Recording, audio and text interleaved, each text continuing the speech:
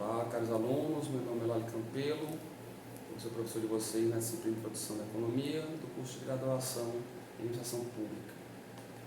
A disciplina de Produção da Economia, nós vamos ver algumas noções de economia, iniciando aí pela introdução, economia por si mesmo, depois microeconomia, macroeconomia, economia internacional e, finalmente, o setor público.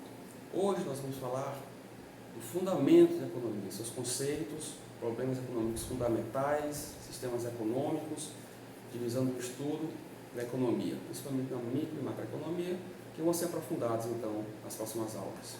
Mas o que seria economia? Bem, economia se deriva do grego, é aquela que administra o lar. Então é exatamente isso que a economia faz, não apenas no lar, mas em toda a sociedade. O que ela faz?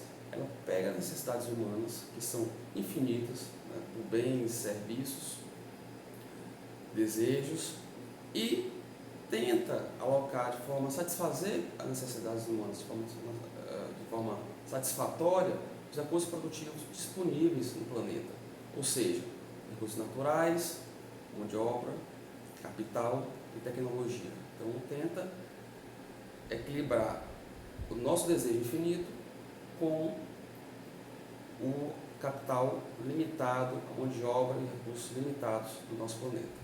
Ok? E para isso, temos alguns problemas, algumas perguntas econômicas fundamentais. Quais seriam? O que e quanto produzir, como produzir e para quem produzir? Nós podemos respondê-las pegando dois aspectos principais, que são as organizações econômicas. Bem, nós temos um lado do aspecto, um extremo do aspecto, a economia de mercado, ou a descentralizada, tipo capitalista. E no outro espectro, a economia planificada, ou centralizada, tipo socialista. Okay? Nós vamos falar dessas duas aqui hoje. Bem, o sistema de concorrência pura, ele é trabalhado sem a interferência do governo. Ou seja, o mercado resolve todos os problemas econômicos fundamentais que nós acabamos de falar. O que e quanto, como e para quem produzir. Como se fossem guiados pela mão invisível, dominada por Adam Smith, sem a interferência desse governo. É o laissez-faire, correto? Bem, para Adam Smith, todos os agentes buscam lucrar o máximo. E com essa busca incessante do lucro, ele acaba promovendo o bem-estar de toda a sociedade. Mas nós temos que entender agentes não apenas os empresários, mas toda a sociedade, todas as famílias, as pessoas, as empresas, todas as pessoas que estão dentro dessa economia. O sistema de concorrência pura, nós temos aí um equilíbrio feito através da oferta e da procura, certo? Com o excesso de oferta, tende-se a se formar estoques. Com a formação de estoques, tende-se a se reduzir os preços até se encontrar um equilíbrio. Por outro lado, com o excesso de demanda, tende-se a se formar filas. Com essa formação de filas, tende-se a se aumentar o preço. Tem um equilíbrio e vamos encontrar então um equilíbrio entre oferta e demanda que vai ser melhor tratado na nossa próxima aula de microeconomia. Ok? Bem, dessa perspectiva de concorrência pura, nós temos então de responder as respostas: o que e quanto produzir, ou seja, o que produzir é definido pelos consumidores, é a soberania universal do consumidor. O quanto produzir é essa ideia que já passamos aqui, que é a questão do equilíbrio da oferta e da demanda do mercado. Como produzir, que depende da eficiência produtiva entre capital, mão de obra, tecnologia, e para quem produzir vai depender aí do mercado de fatores de produção, onde também vai ser encontrado também um equilíbrio entre oferta e demanda.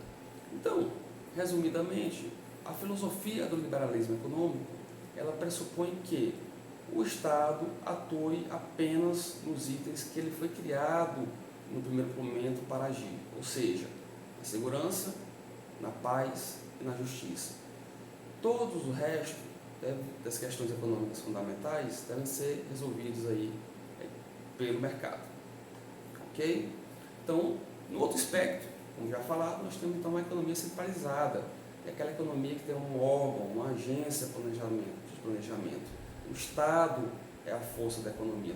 Toda a economia é regida em torno do Estado. Então, as mesmas produções, como matéria-prima, imóveis, capital, empresas, todos são geridos pelo Estado. E os meios de sobrevivência são fornecidos pelo Estado aos indivíduos, como alimentação, roupas, necessidades básicas, carros e etc. Ok? Nessa economia centralizada, o processo produtivo, os preços, mais especificamente falando, representam apenas recursos contábeis que permitem o controle eficiente das empresas e daquele Estado. Okay?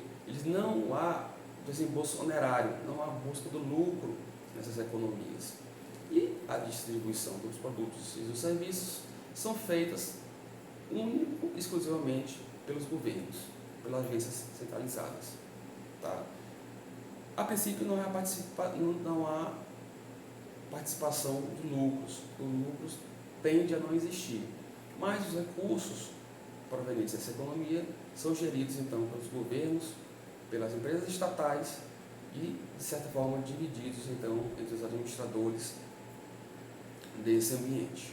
Tá? Então, em síntese, vamos dizer que existe uma economia de mercado e uma economia centralizada. A de mercado é gerida baseada na propriedade privada, onde os problemas econômicos fundamentais são resolvidos pelo mercado.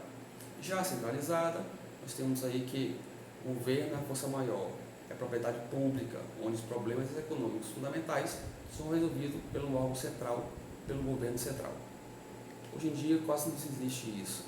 Um exemplo que nós podemos mencionar na centralizada seria mais próximo à Coreia do Norte, por exemplo. O que existe atualmente na maioria dos países é um tipo de sistema de mercado misto, ou seja, existe um modelo normalmente capitalista, onde o Estado intervém para evitar distorções alocativas e distributivas, tentando fazer uma melhor satisfação das pessoas possível, sem ter todo o domínio daquela economia. Okay? Mas como o Estado pode intervir no capitalismo para evitar essas distorções alocativas e distributivas? Bem, ele pode evitar sobre o preço, através de impostos e subsídios, pode complementar a iniciativa privada, através de investimento em infraestrutura, como nós temos rodovias, ferrovias, aeroportos, assim por diante. Fornecimento de serviços públicos como educação, segurança, saúde e na compra e serviços do setor privado, como nós temos aqui no Brasil, o maior comprador no mercado são os governos federais, estaduais e municipais. Ok? Então, esses são os fundamentos básicos da economia, né? E a economia é normalmente dividida aí entre micro e macroeconomia. Esse é um tema de nossas próximas aulas. A microeconomia seria o ramo da teoria econômica que estuda o funcionamento do mercado, um determinado produto ou grupo de produtos, ou seja, comportamento dos consumidores e vendedores desse mercado. Tá? Preocupa-se com a determinação dos preços, quantidades de mercados específicos, as estruturas do mercado, se é oligopolista, se é monopolista, concorrência perfeita e assim por diante. Como, por exemplo, análise do mercado de café do Brasil, seria um exemplo de uma análise microeconômica brasileira. Já, por outro lado, nós temos a macroeconomia, que é o ramo da teoria econômica que estuda o funcionamento como um todo da economia. O que interessa são identificar e medir as variáveis agregadas da economia. Elas que determinam o volume da produção total, o crescimento da economia, o nível de emprego e de inflação daquela economia, bem como a inserção daquele país, daquela nação, na economia mundial, através do câmbio e outras ferramentas. Okay? Mas isso nós vamos tratar nas próximas aulas. Eu queria agradecer vocês pela atenção na aula de hoje, espero que vocês tenham gostado e, por favor, leiam aí o capítulo 1 da apostila. Eu espero estar aqui com vocês nas próximas aulas, aprofundando mais os nossos conhecimentos sobre a economia. Muito obrigado.